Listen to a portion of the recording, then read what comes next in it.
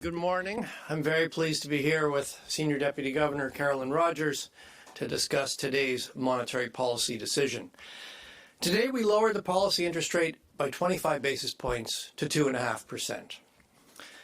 Through the recent period of trade upheaval, Governing Council has been proceeding carefully, paying particular attention to the risks and uncertainties facing the Canadian economy.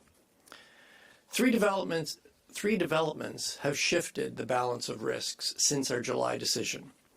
First, Canada's labour market has softened further. Second, although there are still some mixed signals, on balance, recent data suggest upward pressures on underlying inflation have diminished. And third, with the removal of most retaliatory tariffs by Canada, there is less upside risk to future inflation. Today, we lowered the policy interest rate by 25 basis points, bringing it to 2.5%. Throughout the recent period of trade upheaval, Governing Council has been proceeding carefully, paying particular attention to the risks and uncertainties facing the Canadian economy. Three developments have shifted the balance of our risks since our July decision. First, Canada's labour market has softened further. Second, although there are still some mixed signals, on balance, recent data suggests the upward pressures on underlying inflation have diminished. And third, with the removal of most retaliatory tariffs by Canada, there is less upside risk to future inflation. Considerable uncertainty remains, but with a weaker economy and less upside risk to inflation, Governing Council judged that a reduction in the policy rate was appropriate to better balance the risks going forward. The bank will continue to assess the risks, look over a shorter horizon than usual, and be ready to respond to new information. So let me provide some details on what we've seen since July. After remaining resilient to sharply higher U.S. tariffs, global growth is now showing signs of slowing. U.S. consumers are cautious and employment gains have slowed. U.S. inflation has picked up in recent months as businesses appear to be passing on some tariff costs to consumer prices. In China, GDP growth was resilient in the first half of the year, but appears to be softening as investment weakens. The Canadian economy is being affected by both U.S. tariffs and the unpredictability of U.S. trade policy. GDP declined 1.6% in the second quarter, largely as expected. Exports to the United States fell sharply, both as payback from the pull forward of activity in the first quarter and because tariffs are dampening U.S. demand. Tariffs are having a profound effect on several key sectors, including auto, steel, and aluminum industries. Chinese tariffs on canola, pork, and seafood, new U.S. tariffs on copper, and higher U.S. tariffs on softwood lumber will spread the direct impacts further.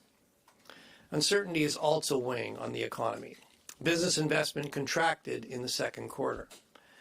Many businesses have told us they have paused investment plans given elevated uncertainty about U.S. trade policy. Businesses are also concerned that demand in Canada will weaken as the economic fallout broadens. There are some signs of resilience. Consumption was stronger than expected in the second quarter, and housing activity increased. But in the months ahead, low population growth and weakness in the labour market will likely weigh on household spending. Employment has declined in the past 2 months, increasing the unemployment rate to 7.1%.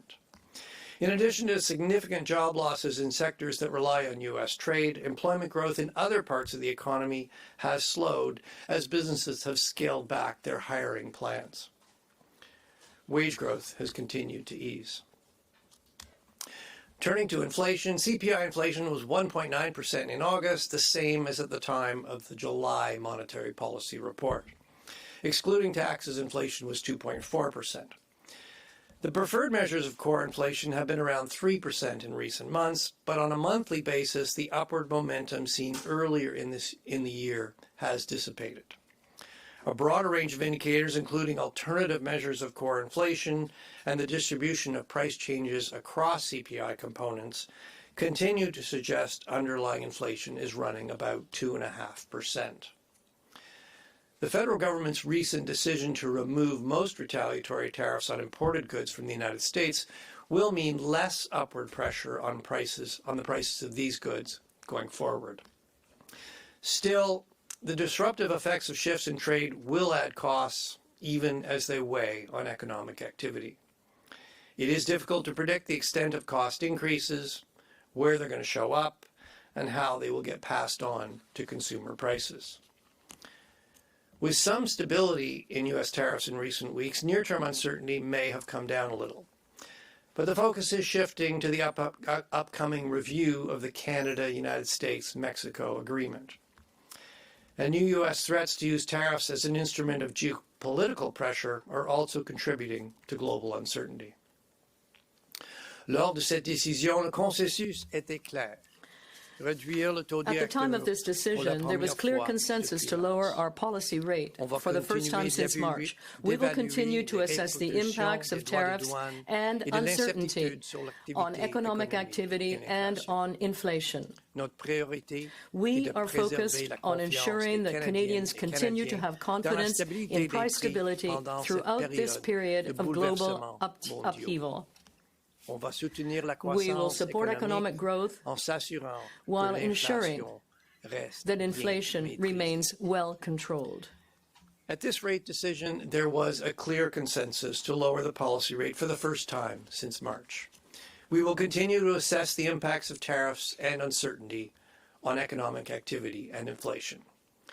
We're paying particularly close attention to a few things: how exports evolve given the impact of U.S. tariffs and changing trade relationships, how this spills over into business investment, employment, and household spending, how the cost effects of trade disruptions and reconfigured supply chains are passed on to consumer prices, and how inflation expectations evolve.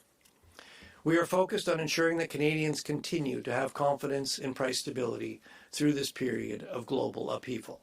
We will support economic growth while ensuring inflation remains well controlled.